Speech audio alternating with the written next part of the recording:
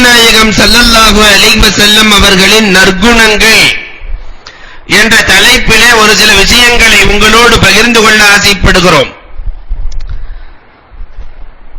பெருமானார் ஸல்லல்லாஹு அலைஹி வஸல்லம் அன்னவர்களுக்கு உலகத்திலே எத்தனை நற்குணங்களை அல்லாஹ் படைத்திருக்கிறானோ அத்தனை குணங்களும் பெருமானாரிடத்தில் இருந்தது.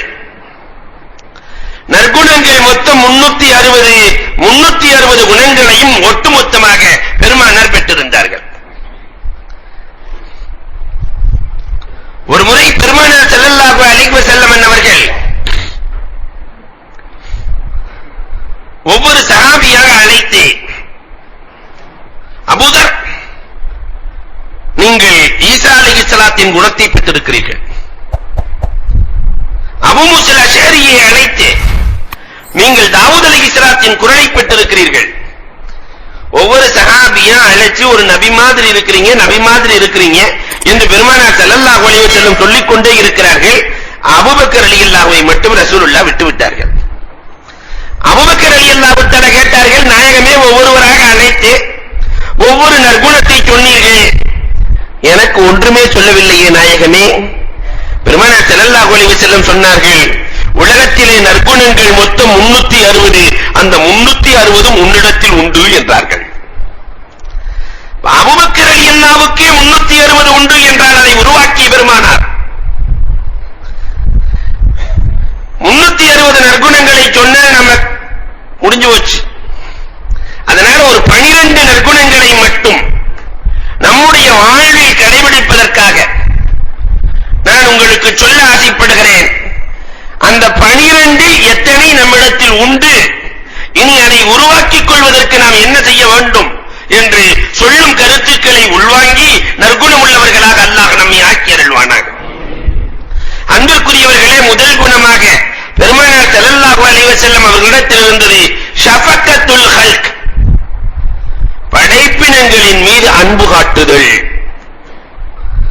மனிதர்களின் மீது மட்டுமல்ல, எல்லா படைப்பினங்களின் மீதும் அன்பு காட்டக்கூடிய நற்குணம் அண்ணல் பெருமானாரிடத்திலே மிக அதிகமாக இருந்தது. புகாரியிலே ஒரு ஹதீஸ் பெருமானார் ஸல்லல்லாஹு அலைஹி வஸல்லம் அவர்கள் சொன்ன ஹதீஸ் பதிவாகிறது. ஒரு சஹாபி பெருமானாரோடு தொழுகையில் நிற்கிறார். பெருமானார் வேக வேகமாக தொழுகையை முடிக்கிறார்கள். அந்த சஹாபி கேட்டார், நாயகமே, ஏன் இவ்வளவு வேகமாக முடித்தீர்கள்? சுபஹ் தொழுகை 2 நிமிஷத்துல முடிச்சா என்ன நடக்கும்? பெருமானார் ஸல்லல்லாஹு அலைஹி வஸல்லம் சொன்னார்கள், ஒரு குழந்தை அழுதது, அந்த சப்தத்தை நான் கேட்டேன், தாயின் மனம் வலிக்கும் என்பதற்காக நான் சீக்கிரம் முடித்தேன் என்றார்கள்.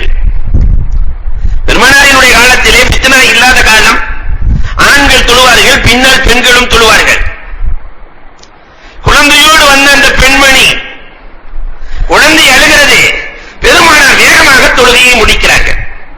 அன்புக்குரியவர்களே, அவர்களின் நற்குணத்திற்கு இதைவிட பெரிய சான்று சொல்ல முடியுமா? அல்லாஹ் ரப்பல் ஆலமீன் 2 நபியை பற்றி அல் குர்ஆனிலே பேசுகிறார். பாவிகளை மன்னித்த நபிமார்கள் 2 பேர்கள். ஒன்று இப்ராஹிம் அலைஹிஸ்ஸலாம். அல்லாஹ்விடத்திலே சொல்வார்கள், ஃபமன் தபிஅஹு ஃபஇன்னஹு மின்னி, யார் என்னை பின்பற்றி நடக்கிறார்களோ அவர்கள் என்னை சார்ந்தவர்கள். வமன் அஸானி, யார் எனக்கு மாறு செய்கிறார்களோ, ரப்பே நீ கஃபூர் ரஹீம், மன்னிப்பவன், அவர்களை நீ தண்டித்து விடாதே, மன்னித்து விடு என்றார்கள் இப்ராஹிம் அலைஹிஸ்ஸலாம். எனக்கு மாறு செய்பவர்களையும் நீ மன்னி. இரண்டாவது அல்லாஹ் ரப்பல் ஆலமீன் இன்னொரு நபியை பற்றி அல் குர்ஆனிலே பேசுவான். ஈசா அலைஹிஸ்ஸலாத்து வஸ்ஸலாம் அவர்கள், இன் துஅதிபுஹும் ஃபஇன்னஹும் இபாது, யா அல்லாஹ், நீ தண்டனை கொடுத்தால் அவர்களும் உன் அடியார்கள் தானே, அதனால் அவர்களை தண்டிக்காதே, மன்னித்து விடு. இந்த 2 நபிமார்களும் உம்மத்திற்காக மன்னிப்பு கேட்பார்கள். இந்த வசனத்தை ஓதிவிட்டு பெருமானார் எப்பொழுதும் ஓதினாலும், குர்ஆனிலே இந்த வசனத்தை எப்பொழுது பெருமானார் ஓதினாலும் கரமுயர்த்தி விடுவார்களாம், கண்ணீர் சிந்துவார்களாம். அல்லாஹும்ம இன்ன உம்மத்தி, அல்லாஹும்ம இன்ன உம்மத்தி, அல்லாஹும்ம இன்ன உம்மத்தி. அல்லாஹ், அவர்கள் எல்லாம் உம்மத்திற்காக கேட்டார்கள், என் உம்மத்திற்கு நீ என்ன செய்ய போகிறாய் ரப்பே? என் உம்மத்தை தண்டிக்க போகிறாயா? என் உம்மத்திற்கு நரகத்தை கொடுக்க போகிறாயா? தெரியாமல் பாவிகள் பாவம் செய்து விட்டார்கள் ரப்பே, அதற்காக அவர்களை தண்டிக்க போகிறாயா? ரப்பே, அவர்களை மட்டும் தண்டித்து விடாதே.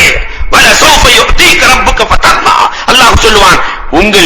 போலயே அல்லாஹ் செய்வான். அவர்களை எல்லாம் அல்லாஹ் மன்னித்து விடுவான். பெரும் பாவியாக இருந்தால் கூட லா இலாஹ இல்லல்லாஹ் முஹம்மதுர் ரசூலுல்லாஹ் என்று சொன்னதற்காக அந்த பாவத்திற்கான தண்டனையை கொடுத்து அல்லாஹ் சொர்க்கத்திற்கு அனுப்புவான் என்று அல்லாஹ் ரப்பல் ஆலமீன் பெருமானாருக்கு சுபசோபனம் சொல்லி காட்டுகிறார்.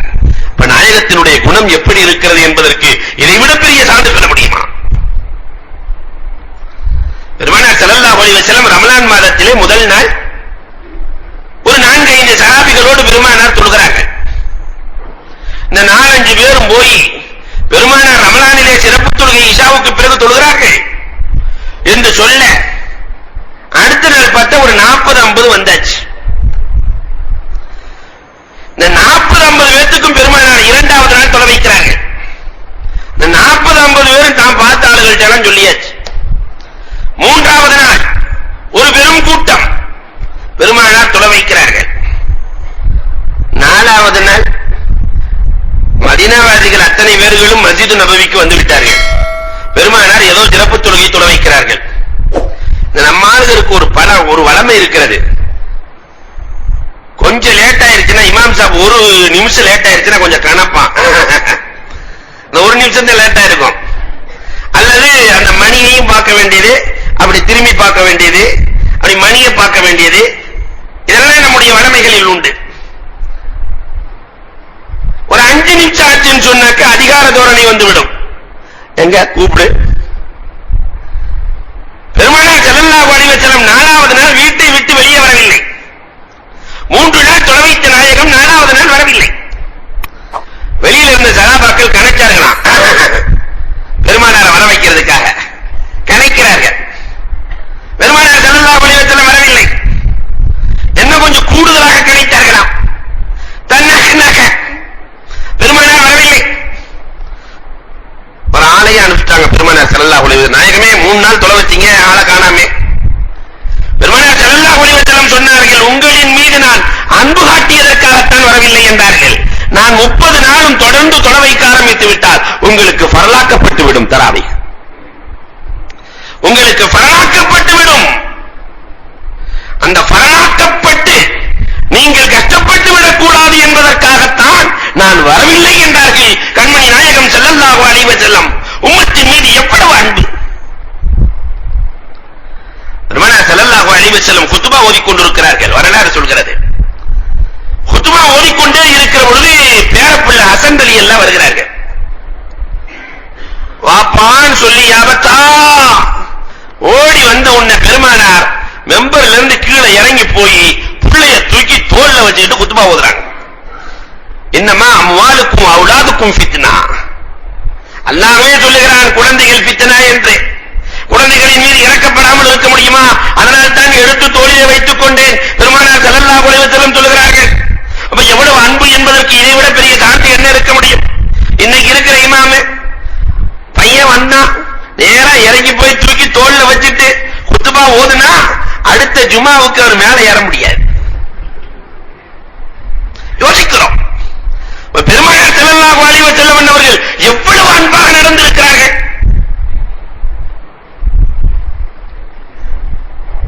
நபிகள் பெருமானார் ஸல்லல்லாஹு அலைஹி வஸல்லம் பயணத்திலே சென்று கொண்டிருக்கிறார்கள். படை நடத்தி பயணத்திலே பெருமானார் சென்று கொண்டிருக்கிறார்கள். ஒரு நாய் குட்டி போட்டு பால் கொடுத்துக் கொண்டிருக்கிறது. தன்னுடைய குட்டிகளுக்கு பால் கொடுக்கிறது. சஹாபாக்கள் ஆச்சரியமாக பார்த்துக் கொண்டு செல்கிறார்கள். பொதுவாகவே ஒரு 10 பேர் சேர்ந்து போனா, ஒரு ஆளா போனா பேசாம போயிடுவான். ஒரு 10 பேர் சேர்ந்து போனா லேசா சீண்டி பார்க்கிற பழக்கம் இருக்கு. அந்த நாய் பக்கத்துல போய் சூங்கிறது அல்லது கள்ளத்துக்கு போடுறது, இது எல்லோருக்கும் உள்ள பழக்கம். ஒரு சஹாபி லேசா சீண்ட ஆரம்பித்தவுடன் பெருமானார் ஸல்லல்லாஹு அலைஹி வஸல்லம் அவர்கள் அதற்கு தொல்லை கொடுக்காதீர்கள் என்று பெருமானார் ஸல்லல்லாஹு அலைஹி வஸல்லம் சொல்லிவிட்டு ஜுஹைல் இப்னு சுராக்கா என்ற சஹாபியை காவலுக்கு போட்டார்கள். பெருமானார் வரக்கூடியவர்கள் இந்த நாய்க்கு தீண்டல் கொடுத்து விடக்கூடாது, தொல்லை கொடுத்து விடக்கூடாது, தன் குட்டிகளுக்கு, அன்பு குட்டிகளுக்கு அது பால் கொடுத்துக் கொண்டிருக்கிறது, அந்த குட்டிகளுக்கு இடையூறு ஏற்படக்கூடாது என்று பெருமானார் ஸல்லல்லாஹு அலைஹி வஸல்லம் நாய்க்கு காவல் போட்டார்கள். உலகத்தில் நாயை காவலுக்கு போட்டவர்கள் உண்டு. ஆனால் நாய்க்கே காவல் போட்டவர்கள் கண்மணி நாயகத்தை தவிர உலகத்தில் யாரும் இல்லை. பெருமானார் ஸல்லல்லாஹு அலைஹி வஸல்லம் படப்பினங்கள் மனைவிகளின் மீது காட்டிய அன்பு களவுண்டா? யோசிக்கிறோம். வரலாற்றில் ஒரு செய்தி, ஒரு பணக்கார சஹாபி, அந்த பணக்கார சஹாபியினுடைய வீட்டுக்கு அருகிலே ஒரு ஏழை தோழரின் வீடு. இந்த பணக்கார சஹாபியினுடைய பேரிச்ச மரத்திலிருந்து 2 பழம் கீழே விழுந்துருச்சு. இந்த ஏழை சஹாபியினுடைய பிள்ளை எடுத்து வாயில போட்டார். இந்த பணக்கார சஹாபி வேகமா வந்தவர் வாய்க்குள்ள கைய விட்டு உள்ள போன பழத்தை வாய்க்குள்ள கைய விட்டு ஏழை தோழரின் பிள்ளை எடுத்து வாயில போட்டு இருக்கிறார். கைய விட்டு பழத்தை எடுக்கும் போது பழத்தோடு சேர்த்து வாயையும் கிழிச்சிட்டார். அந்த பிள்ளையின் வாயிலிருந்து ரத்தம் வழிகிறது. ஏழை தோழர் பிள்ளையை கையில பிடிச்சிட்டு பெருமானாரிடத்தில் வருகிறார். நபியே நாயகமே, அவர் பழத்தை எடுத்ததில் தவறில்லை நாயகமே, காரணம் அவரின் பழம் நாயகமே. ஆனால் என் பிள்ளை என்ன தவறு செய்தான் நாயகமே? பழத்தை எடுக்கிறேன் என்ற பேரிலே வாயையும் கிழித்து விட்டாரே நாயகமே. நபிகள் கோமான் ஸல்லல்லாஹு அலைஹி வஸல்லம் அவர்கள் தீர்வு சொன்னார்கள். அருமை தோழரே, இவர் ஏழை, உன் வீட்டுக்கு அருகில் இருக்கிற ஒரு மரம், அந்த மரத்தை நீ இந்த ஏழைக்கு கொடுத்து அவர்கள் சாப்பிட்டுக் கொள்ளட்டும். தெரியாமல் எடுத்து சாப்பிடுகிறான். எவ்வளவு ஆசை இருந்திருக்கும் அந்த சிறு பிள்ளைக்கு அந்த பழத்தை சாப்பிட வேண்டும் என்று நீ கொடுத்து விடு. அந்த சஹாபி சொன்னார்லா, வல்லாஹி யா ரசூலுல்லாஹ், இறைவன் மீது ஆணையாக முடியாது நாயகமே என்றார். பெருமானார் ஸல்லல்லாஹு அலைஹி வஸல்லத்தினுடைய முகமெல்லாம் மாறி போகிறது. பெருமானார் ஸல்லல்லாஹு அலைஹி வஸல்லம் சொன்னார்கள், அன்பு தோழரே, உனக்கு நான் சொர்க்கத்திலே ஒரு மரம் தருகிறேன், இதை கொடுத்து விடுங்கள். சொர்க்கத்திலே மரம் தருகிறேன், கொடுத்து விடுங்கள். அல்லா, வல்லாஹி யா ரசூலல்லாஹ், அதை நான் கொடுக்க மாட்டேன் நாயகமே. ஏழை தோழர் எல்லாம் முகம் வாடி போயிருக்கிறார். பெருமானாரின் முகமும் வாடி போயிருக்கிறது. பக்கத்திலே அபூ தஹ்தா ரலியல்லாஹு தஆலா உட்கார்கிறார்கள். பெருமானாரின் வாடிய முகத்தை பார்த்து அந்த ஏழை தோழரினுடைய முகத்தையும் பார்த்துவிட்டு அபூ தஹ்தா ரலியல்லாஹு சொன்னார்கள், நாயகமே, நான் டீல் பேசட்டுமா என்றார்கள். நான் அந்த மரத்தை வாங்கி கொடுத்தா எனக்கு சொர்க்கத்திலே மரம் கிடைக்குமா என்றார்கள். கண்டிப்பாக கிடைக்கும், இந்த ஏழைக்கு நீ வாங்கி கொடுத்தால் மரம் உண்டு என்று சொல்ல பணக்கார சஹாபியை அபூ தஹ்தா ரலியல்லாஹு அழைத்துச் செல்கிறார்கள். அழைத்துச் சென்று தனியாக பேசுகிறார்கள். நான் ஒரு 10 மரம் என் தோட்டத்திலிருந்து தருகிறேன், இந்த ஒரு மரத்தை தருகிறாயா? வழிய வந்தா நம்மால புடிச்சு பார்ப்பான். இவர் வந்தவுடன் சரி தோட்டத்தை ஃபுல்லா கறந்தரணும்னு அவர் முடிவு பண்ணிட்டார். முடியாது, என் தோட்டத்தில் இருக்கிற 100 மரத்தை தருகிறேன், நீ ஒரு மரத்தை தருகிறாயா? முடியாது, என் தோட்டத்தில் 1000 மரம் இருக்கிறது, அதற்கு பகரமாக இந்த ஒரு மரத்தை தருகிறாயா? சரி தருகிறேன். 1000 மரத்தை கொடுத்து ஒரு மரத்தை வாங்கி இந்த ஏழை தோழருக்கு அபூ தஹ்தா ரலியல்லாஹு கொடுத்து விட்டு செல்கிறார். பெருமானாரை சந்தோஷப்படுத்தி முகமலர்ச்சியோடு அபூ தஹ்தா ரலியல்லாஹு தஆலா பெருமானாருக்கு கொடுத்து விட்டு அந்த ஏழை தோழரை மகிழ்ச்சியாக்கிவிட்டு புறப்பட்டு செல்கிறார்கள். சென்ற அபூ தஹ்தாவை நபிகள் கோமான் ஸல்லல்லாஹு அலைஹி வஸல்லம், அபூ தஹ்தா ஜி இலைனா, அபூ தஹ்தா ஜி இலைனா, அபூ தஹ்தா ஜி இலைனா, நீ வா அபூ தஹ்தா, சொர்க்கத்திலே உனக்கு மரம் தருகிறேன் என்று சொன்னேனே, அந்த மரம் எப்படி இருக்கும் என்று கூட கேட்கவில்லையே. அந்த மரம் எப்படி இருக்கும்? பெருமானார் கொண்ட அன்பின் வெளிப்பாடு. நாயகமே, அந்த மரம் எப்படி இருக்கும் நாயகமே, நீங்களே சொல்லுங்கள் நாயகமே. அல்லாஹ் ரசூலுஹு அலம். உன் மரத்திற்கு அடியிலே வேகமாக செல்லுகிற குதிரையிலே நீ பயணம் செய்வாய். 500 வருடங்கள் கடந்திருக்கும், அந்த மரத்தின் நிழல் முடிந்திருக்காது என்றார்கள் பெருமானார் ஸல்லல்லாஹு அலைஹி வஸல்லம். நாயகமே, மரம் மட்டும்தான் எனக்கா, சொர்க்கமும் எனக்கு கிடைக்குமா என்று அபூ தஹ்தா ரலியல்லாஹு தஆலா சொல்ல, அன்த மின் அஹ்லில் ஜன்னா, நீ சொர்க்கவாசி அபூ தஹ்தா என்று பெருமானார் ஸல்லல்லாஹு அலைஹி வஸல்லம் சொல்கிறார்கள் என்றால், அண்ணல் பெருமானாரின் ஷஃபக்கத், பாசத்திற்கும் பிரியத்திற்கும் இதை விட என்ன சான்று காட்ட முடியும்? ஆனால் இன்றைக்கு நம் சமுதாயத்தின் மீது, படைப்பினங்களின் மீது பாசம் கொண்டவர்களாக, நேசம் கொண்டவர்களாக இருக்கிறோமா எண்ணி பார்க்கிறோம். ஏழைகளை மகிழ்வித்த அபூ தஹ்தாவின் வரலாறு ஒரு பக்கம், இன்றைக்கு ஏழைகளை வாழ வைக்கிற நம் நிலை இன்னொரு பக்கம். ஷஃபக்கத்துல் ஹல்க் என்ற நற்குணம் முதலில் மலர